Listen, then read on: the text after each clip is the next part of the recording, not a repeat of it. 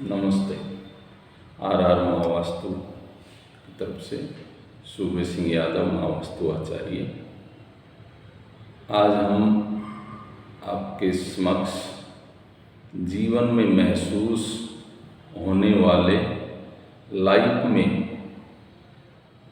कई प्रकार से हम दुख पेन को महसूस करते हैं, और जब शरीर में या जीवन में पेन आता है तो उसको हम शरीर में आए हुए पेन को पेन किलर लेकर कोशिश करते हैं कि उसको दूर किया जाए। वास्तव में पेन एक मैसेंजर है, और ये कहाँ हो रहा है वो इसकी ओर संकेत करता है। तो हमें उसका निदान ढूंढना चाहिए कि क्यों हुआ पेन, ना कि उसको पेन किलर लेके ख़त्म किया जाए। ऐसे ही जीवन में आई हुई समस्याएं, जैसे धन का अभाव, स्वास्थ्य ठीक नहीं रहना, सफलता ना मिलना, प्रसिद्धि या खुशियाँ ना आना, ये मैसेज दे रही है कि हमने अपने घर में कोई ना कोई प्रकृति के विपरीत एक्टिविटी, यूटिलिटी या ऑब्जेक्ट, क्रियाकलाप, उपयोगी साधन या सामान गलत दिशा में रखा हुआ है या इस्तेमाल कर रहे हैं। ये आपके घर में बेड या दीवारों के रंग या घर व प्लाट के मुख्य द्वार भी हो सकते हैं। इन AUO एक्टिविटी, यूटिलिटी, ऑब्जेक्ट को 5 तत्वों के समरूप रखने या बरतने से जीवन में आ रही समस्याओं से छुटकारा मिल जाता है।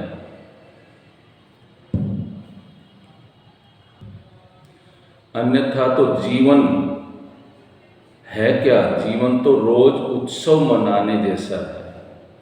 यदि खुशियां नहीं मनाई जा रही तो समझो आपने अपने चारों ओर घर में जो वातावरण बनाया हुआ है वह, यानी अपना लिविंग एरिया और कहीं पे किचन है, बेडरूम है, वो जो हमने चारों तरफ हमारे घर बना लिया, वो वास्तु के सम्मत नहीं है।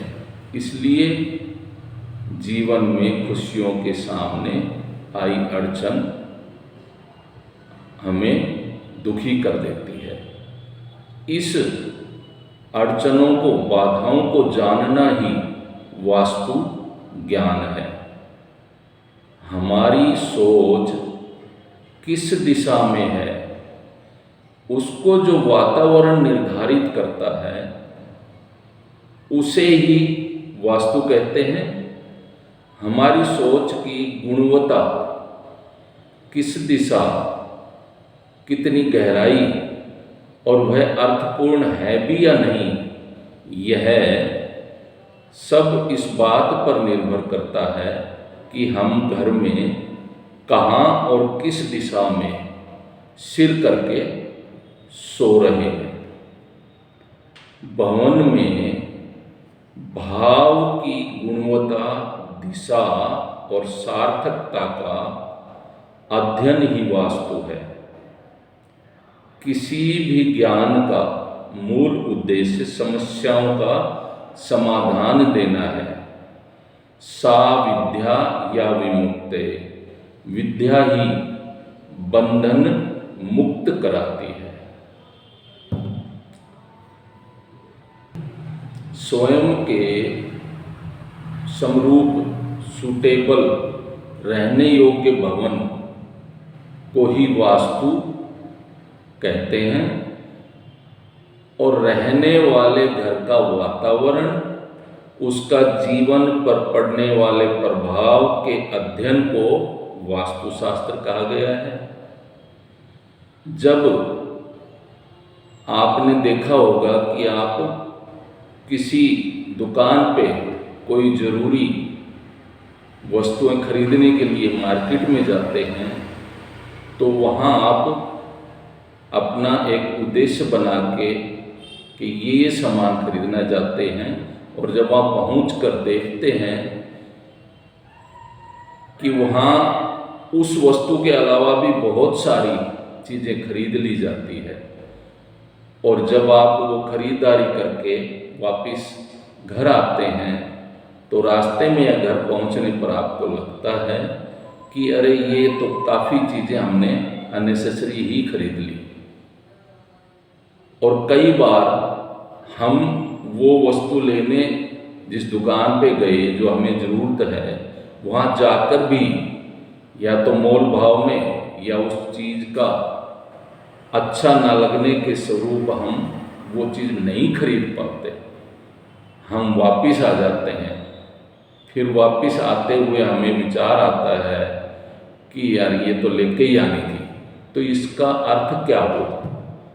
इसका अर्थ ये है कि जहाँ से हमने ज़रूरत की चीज़ें जितनी खरीदनी थी उससे भी दुगनी या 1.5 गुनी या 3 गुने आइटम और भी खरीद लिए, मतलब वहाँ का वास्तु बहुत अच्छा बना हुआ था उस दुकान का, उस शॉपिंग मॉल का।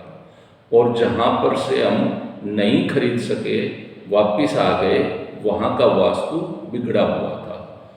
ये वास्तु का उदाहरण मैंने आपसे बताया।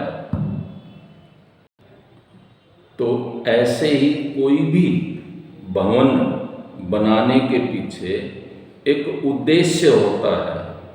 किसी कारणवश यदि वह वस्तु, बिल्डिंग या वह भवन उस उद्देश्य को पूरा न करे तो हम वह कारण ढूंढते हैं। जैसे कि एक नाव बनाई ताकि हम नदी उसमें बैठकर नदी को पार कर सकें, और जब उस नाव में छेद हो जाए और वो डूबने लगे तो उसका उद्देश्य पूरा नहीं हुआ। हम ढूंढते हैं कि ये क्या वजह है और उस छेद को ढूंढकर पलट कर देते हैं।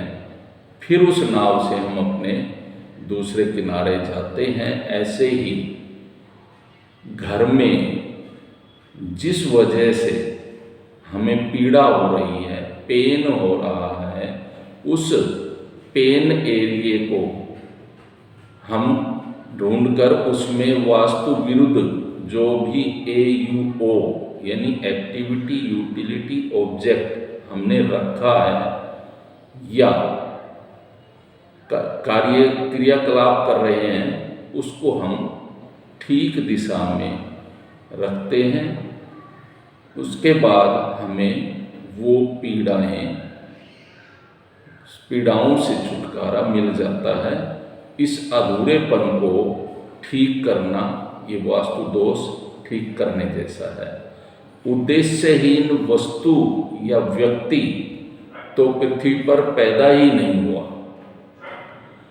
किसी भी वस्तु या भवन को उपयोगी बनाने की विधि व्यक्ति को उसके पर्पज को प्राप्त करने की विधियां उपलब्ध करवाना ही महावास्तु की फिलॉसफी है। मैं मेरे गुरु श्री खुशदीप बंसल जी का आभार व्यक्त करता हूँ कि उन्होंने महावास्तु के द्वारा इस जगत में एक सटीक वास्तु दोष निवारण की विधियां और नए भवन वास्तु अनुसार बनाने का फॉर्मूला दिया, जो हम महावास्तु के नाम से जानते हैं।